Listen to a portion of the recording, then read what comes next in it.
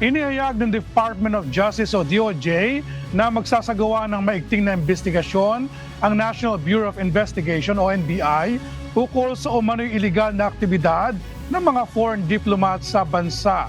Kahapon, May 14, iginiit ni Justice Secretary Crispin Boying Rimulya ang tungkulin ng isang diplomat na sumunod sa batas ng bansang kanyang kinaroroonan. Malagaan niya ito at hindi nararapat na gamitin ang kanilang diplomatic immunity para sirain ang kapayapaan ng Pilipinas.